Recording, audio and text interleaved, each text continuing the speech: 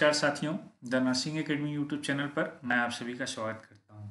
साथियों, एक नया रिक्रूटमेंट नोटिस मैं आप लोगों के लिए लेकर आया हूं। आप देख सकते हैं जामिया हमदर्द, जो कि एक डीम्ड यूनिवर्सिटी है, हमदर्द नगर न्यू दिल्ली में स्थित है। इसका आप एडवर्टाइजमेंट नंबर आप देखिए NT-08/2023 और 26 दिसंबर 2023 को इसको पब्लिश किया गया है। इसको आप जामिया हमदर्द का जो ऑफिशियल वेबसाइट है आप वहाँ पर भी देख सकते हैं। वहाँ पे पूरा फॉर्मेट उपलब्ध है। मैं वहीं से फॉर्मेट ये डाउनलोड करके आप लोगों के समक्ष ये वीडियो उपलब्ध करा रहा हूँ। साथियों, इस वीडियो में हम जो पोस्ट है स्टाफ नर्स का, उसकी क्राइटेरिया क्या है, आपका पेमेंट स्ट्रक्चर क्या होगा, एजुकेशनल क्वालिफिकेशन क्या चाहिए, कट ऑफ डेट क्या है, एज क्या होना चाहिए, फ़ी प्रोसेस क्या है, फ़ी कितना पे करना है, एप्लीकेशन किस प्रकार से फुलफ़िल करना है, कैसे भेजना है, कैसे सबमिट करना है, मैं पूरा जो डिटेल्स है मैं आप लोगों को एक्सप्लेन करूँगा। आइए हम स्टार्ट करते हैं। Filling up the post of the staff nurse in Jamia Hamdard. जो जामिया हमदर्द में है स्टाफ नर्स की कुछ वैकेंसियां हैं जो खाली पड़ी हैं, उनको भरने के संबंध में इस यहाँ पर आप देख सकते हैं, यहाँ पर दिया है जामिया हमदर्द जो JH है is a deem to be university declared by the government of India, ministry of education by gazette notification dated 10 May 1989। तो 10 मई 1989 को भारत सरकार के जो शिक्षा मंत्रालय है उसके राजपत्र में इसको प्रकाशित किया गया था और इसको जामिया हमदर्द को एक डीम्ड यूनिवर्सिटी का दर्जा दिया गया। जो यह जो यूनिवर्सिटी है भारत सरकार के अंतर्गत है और यहाँ पे जो भी नियम फॉलो होते हैं वो UGC के नॉर्म्स फॉलो होते हैं, शिक्षा मंत्रालय के नॉर्म्स फॉलो होते हैं और DOPT के जो भी नॉर्म्स रहते हैं वो फॉलो होते हैं। JH is a research oriented organisation and ranked in the top 50 universities in India and also ranked 2 in pharmacy category in NIRF 2023। आप यहाँ पर देख सकते हैं इनका जो प्रेस्टीज है वह इंडिया के टॉप 50 जो यूनिवर्सिटीज़ हैं उसमें इसका नाम आता है और जो फार्मेसी कैटेगरी में NIRF 2023 का जो रैंकिंग था उसमें इसको सेकेंड रैंक प्राप्त हुआ था। Application are invited from the eligible candidate for the filling up the post of staff nurse in Jamia Hamdard on regular/contract base as detailed below। तो ये जो पोस्ट है वह इन्होंने स्पेसिफाइज नहीं किया है, रेगुलर या कॉन्ट्रैक्ट बेस पर भी हो सकता है। यह टोटल अथॉरिटी जो है जामिया हमदर्द यूनिवर्सिटी के जो अथॉरिटी है उनके पास है, वो किस हिसाब से रखेंगे। वो जब प्रोसेस स्टार्ट करेंगे सिलेक्शन का उस समय उनको जिस प्रकार के कैंडिडेट्स मिलेंगे और जो उनके नॉर्म्स रहेंगे उस हिसाब से उसको रेगुलर भी कर सकते हैं, कॉन्ट्रैक्ट भी कर सकते हैं। The last date for submission of application is 29 January 2024, अर्थात जो आपका फॉर्म है वह 29 जनवरी 2024 तक वहाँ पहुँच जाना चाहिए। आइए हम पोस्ट की बात करते हैं। ये देखिए स्टाफ नर्स का पोस्ट है, पोस्ट का नाम है। टोटल नंबर ऑफ वैकेंसीज 3 है, 3। जो आपका सैलरी है भारत सरकार का जो 7 पे कमीशन है उसके लेवल 6 में है, अर्थात आपका बेसिक 35,400 से 1,12,400 तक है। जो मोड ऑफ अपॉइंटमेंट रहेगा वो रेगुलर अपने कॉन्ट्रैक्ट बेस पर रहेगा, जो भी अप्लीकेबल हो। आइए हम क्वालिफिकेशन की बात करते हैं जो कि महत्वपूर्ण है। जो इसेंशियल क्वालिफिकेशन है, आप BSc नर्सिंग होना चाहिए, BSc नर्सिंग ऑनर्स होना चाहिए या BSc नर्सिंग होना चाहिए। कहाँ से? इंडियन नर्सिंग काउंसिल या state nursing council recognised university या इंस्टीट्यूट से। जो भी आप BSc नर्सिंग ऑनर्स करेंगे या BSc नर्सिंग का जो भी डिग्री हो वो आपको ध्यान देना है कि वह जिस कॉलेज, जिस यूनिवर्सिटी, जिस इंस्टीट्यूट से कर रहे हैं वह या तो INC अप्रूव्ड होना चाहिए या स्टेट नर्सिंग काउंसिल से एटलीस्ट अप्रूव्ड होना चाहिए। बहुत सारे जो नर्सिंग कॉलेजेस हैं, यूनिवर्सिटी हैं, वह INC से भी अप्रूव्ड होते हैं और स्टेट नर्सिंग काउंसिल से भी होते हैं। कई केसेस में ऐसे भी देखने को मिलते हैं कि कुछ INC से अप्रूव्ड है और कुछ स्टेट नर्सिंग काउंसिल से ही अप्रूव्ड है। तो एटलीस्ट आपको वेरीफाई, जब भी आप नर्सिंग का कोई भी कोर्स करने जा रहे हैं, एडमिशन लेने से पहले जहाँ भी आप एडमिशन की सोच रहे हैं, जहाँ पर भी आपका काउंसलिंग है ड्यू है, पहले वेरीफाई करिए। INC की वेबसाइट पर जाइए, स्टेट नर्सिंग काउंसिल के वेबसाइट पर जाइए दोस्तों, और वहाँ पे वेरीफाई कीजिए कि यह अप्रूव्ड है कि नहीं। यह बहुत इंपॉर्टेंट चीज़ है। या आपका BSc post certificate, post basic BSc nursing जो भारत के जो इंडियन नर्सिंग काउंसिल या स्टेट नर्सिंग काउंसिल के मान्यता प्राप्त इंस्टीट्यूट या यूनिवर्सिटी से होना चाहिए। उसके बाद रजिस्ट्रेशन होना चाहिए आपका स्टाफ नर्स या मिडवाइफ विद स्टेट या इंडियन नर्सिंग काउंसिल। तो जो फर्स्ट क्राइटेरिया इन्होंने दिया है कि आपके पास बीएससी ऑनर्स होना चाहिए, बीएससी नर्सिंग होना चाहिए, रेगुलर कोर्स है जो, और वह स्टेट या इंडियन नर्सिंग काउंसिल के मान्यता प्राप्त विश्वविद्यालय से या इंस्टीट्यूट से होना चाहिए। सेकेंड क्राइटेरिया है आपका पोस्ट बीएससी पोस्ट सर्टिफिकेट होना चाहिए, पोस्ट बेसिक बीएससी नर्सिंग होना चाहिए, वह भी भारत इंडियन नर्सिंग काउंसिल या स्टेट नर्सिंग काउंसिल द्वारा मान्यता प्राप्त इंस्टीट्यूट या यूनिवर्सिटी से होना चाहिए। इसके बाद अगर इसमें से कोई भी डिग्री आपके पास है तो आप स्टाफ नर्स के तौर पर आप कंसर्न स्टेट में या इंडियन नर्सिंग काउंसिल में रजिस्टर्ड होने चाहिए। ये फर्स्ट क्राइटेरिया हो गया। दूसरा क्राइटेरिया है जीएनएम के लिए, diploma in general nursing midwifery from Indian nursing council, state nursing council, recognise institute, board और काउंसिल, जो मान्यता प्राप्त इंस्टीट्यूट होना चाहिए। वहीं जो हमने बताया आपको registered and nurse and midwifery in state या नर्सिंग काउंसिल, आप कोर्स कंप्लीट करने के बाद आप रजिस्टर्ड नर्स या रजिस्टर्ड नर्स और मिडवाइफ होना चाहिए स्टेट या इंडियन नर्सिंग काउंसिल में। उसके अलावा जो जीएनएम है, जीएनएम के लिए खास तौर पर 1 साल का एक्सपीरियंस मांगा गया है। 1 year experience in minimum 50 bed के हॉस्पिटल में होना चाहिए, जो कि आपका क्वालिफिकेशन जब आपका कंप्लीट हो जाता है, मीन्स जीएनएम आपने किया उसके उपरांत होना चाहिए, उसके पहले का नहीं माना जाएगा। After requiring the educational qualification mention above. तो ये देख सकते हैं रिमार्क्स में इन्होंने दिया है, the required 1 year experience as in above is an essential criterion and to be valid. The experience shall be acquired after obtaining essential qualification, i.e. after completing the residency period of the course, declaration of result and registration with the state nursing council. यहाँ पर main इनके कहने का ये तात्पर्य है कि आप जो भी एक्सपीरियंस लिए हैं, आप पहले आपने जीएनएम कर लिया, जीएनएम करने के बाद आप स्टेट या इंडियन नर्सिंग काउंसिल में रजिस्टर्ड होना चाहिए। उसके उपरांत रजिस्ट्रेशन के उपरांत आपका जो ये एक्सपीरियंस कम से कम 1 साल का होना चाहिए। ये है आपका एज दिया है, प्रेफरेबली बिलो 30 ईयर्स, 30 साल है मैक्सिमम, 30 साल से कम जितना एज रहेगा आपको प्रेफर किया जाएगा। अब यहाँ पर देखिए कुछ इंपॉर्टेंट इन्होंने टर्म्स कंडीशन रखा है, तो नोट के तौर पर the applicants are also required to submit their details on compulsory basis through the below mentioned link of Google form.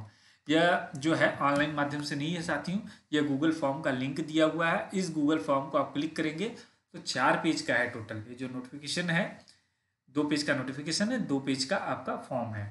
तो आप इससे डाउनलोड कीजिए, उसको फिल कीजिए हार्ड कॉपी के तौर पर, और जो भी रिक्वायर्ड डॉक्यूमेंट्स है उसको आप लगाइए और उसके साथ आपको भेजना है। Hard copy of the applicant shall not be considered if details through the above given Google form is not filled. आप नॉर्मल एप्लीकेशन लिख के और अपना क्वालिफिकेशन और जो एक्सपीरियंस है लाकर भेज रहे हैं तो उसको कंसिडर नहीं किया जाएगा। आपको गूगल फॉर्मेट जो उपलब्ध है, इन्होंने लिंक दिया है, उसी से डाउनलोड करके उसको फिल करके आपको भेजना है।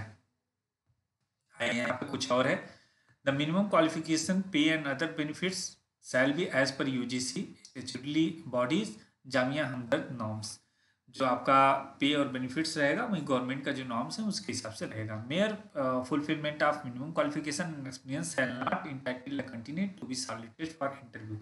अगर आपके पास जो क्वालिफिकेशन मांगा है, जो एक्सपीरियंस मांगा गया है, अगर उसको फुलफिल करते हैं, इसका मतलब ये नहीं है कि आपको डायरेक्ट इंटरव्यू के लिए कॉल किया जाए। जामिया हमदर्द में adopt its own criteria as per the requirement of the post. Jamia Hamdard के पास ये राइट है कि वह रिक्वायरमेंट ऑफ पोस्ट के हिसाब से अपनी जो क्राइटेरिया हैं, अपने जो रूल्स हैं उसको इम्प्लीमेंट करें। तो इस प्रकार से आप देख सकते हैं कुछ इन्होंने टर्म्स कंडीशन भी रखे हैं जो इम्पॉर्टेंट है, हम बता दे रहे हैं।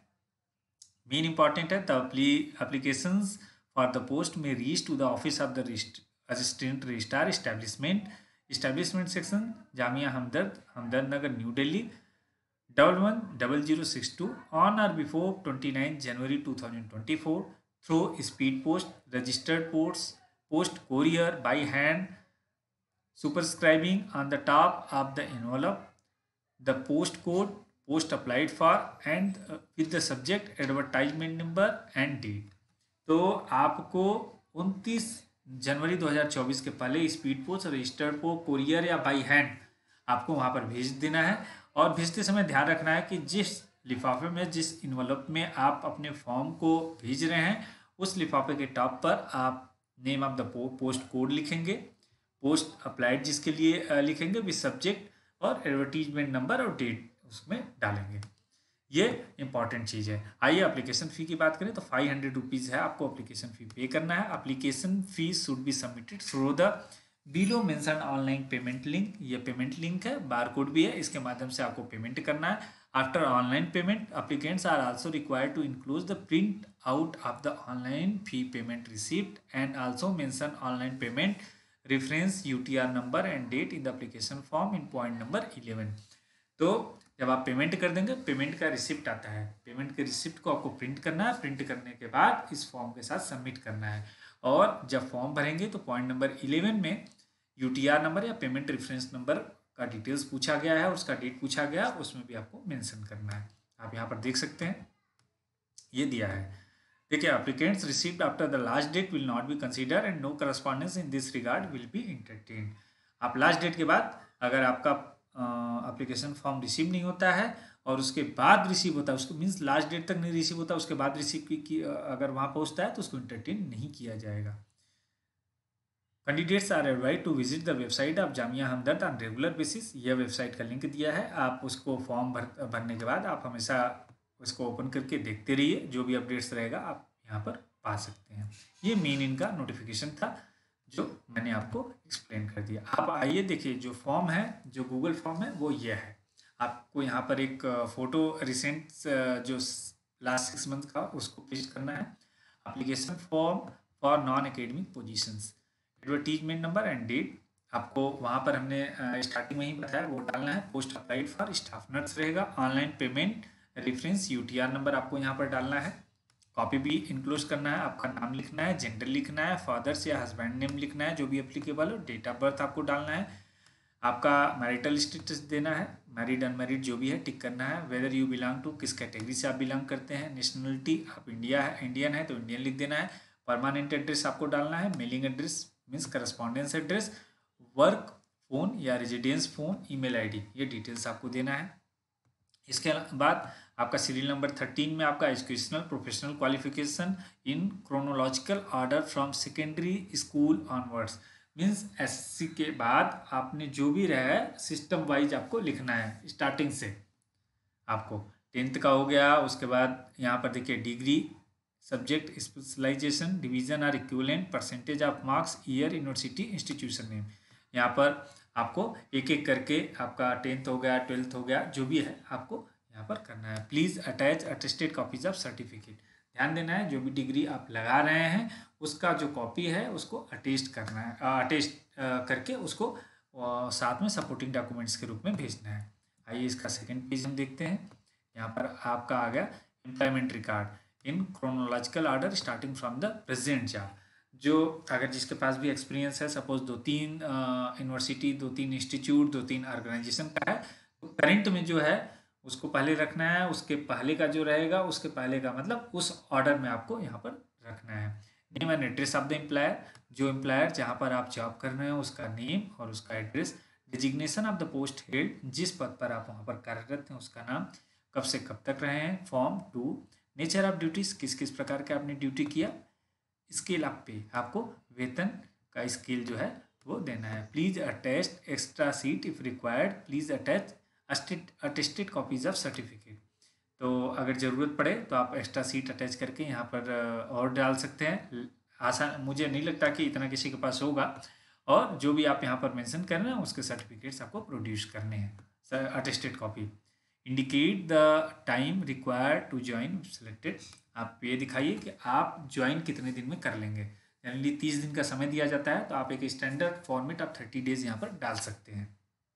Any other information you wish to add, कोई अन्य इन्फॉर्मेशन अगर आप ऐड करना चाहें, जनरली यहाँ पर आप जो भी कैंडिडेट इच्छुक हैं जो यहाँ जॉब करना चाहते हैं, अगर परमानेंट रेगुलर पोस्ट पे है तो बहुत अच्छा है, अगर कॉन्ट्रैक्ट पे है तो थोड़ा सा और स्थिति आ जाती है, तो आप यहाँ पर उस तरह का आप कुछ अगर डालना है तो इस तरीके का डालिए कि आपको करियर में बेटरमेंट के लिए या नर्सिंग जो क्षेत्र में है और अच्छी सेवाएं देने के लिए, अगर किसी छोटे पोस्ट पे हैं, उससे लोअर कैटेगरी ग्रेड पे हैं और यहाँ पर आप जा रहे हैं, तो आप मोर कहा जाता है कि the higher the post more the responsibility, आप यहाँ पर उसको कोट कर सकते हैं। या अगर आप हायर पोस्ट पर जा रहे हैं तो आपको और अधिक रिस्पॉन्सिबिलिटीज़ का वहन करना पड़ेगा, जिसकी वजह से आप इस फॉर्म को अप्लाई कर रहे हैं और वहाँ पर सेवा देना चाहते हैं। This things you can add. रेफरेंसी, यहाँ पे रेफरेंसी का 2 रेफरेंसी आपको देना है। इस समय गवर्नमेंट का जो स्टैंडर्ड फॉर्म है उसमें भी आप ऑनलाइन कहीं सबमिट करेंगे सेंट्रल गवर्नमेंट का, तो 2 रेफरेंसी का नाम पूछा जाता है। तो इस तरीके से इन्होंने 2 रेफरेंसी का फर्स्ट में नेम देना है, डिजिग्नेशन, उसका address, email ID, contact number, वैसे उसी प्रकार से दूसरे का। Please attach extra sheet if any with the hard copy of the application only indicating your suitability for this post। अर्थात यहाँ पर आपको क्यों सेलेक्ट किया जाए, आप इस पोस्ट के लिए क्यों सुटेबल हैं, उसके बारे में आपको डिक्लेयर करना है, मीन्स कुछ बताना है। अगर आपको ज़रूरत है तो एक्स्ट्रा सीट भी आप लगा के इस पर लिख सकते हैं। उसके बाद डिक्लेरेशन देना है। डिक्लेरेशन आप पढ़कर यहाँ पर डेट, जिस डेट में आप कर रहे हैं, यहाँ पे सिग्नेचर करके और फॉर्म को निकाल कर जो भी आप सपोर्टिंग डॉक्यूमेंट्स है आप अटैच करके वहाँ पर भेज दीजिए। बाई स्पीड पोस्ट, मैंने बताया, रजिस्टर्ड डाक द्वारा, कोरियर द्वारा, बाई हैंड भी आप भेज सकते हैं, जिस भी माध्यम से आपको उचित पड़े। आशा करता हूँ हमारी ये इन्फॉर्मेशन आपको पसंद आया होगा। पसंद आया लाइक कीजिए, शेयर कीजिए, सब्सक्राइब कीजिए। बने रहिए हमारे साथ the nursing academy YouTube channel पर। Thank you.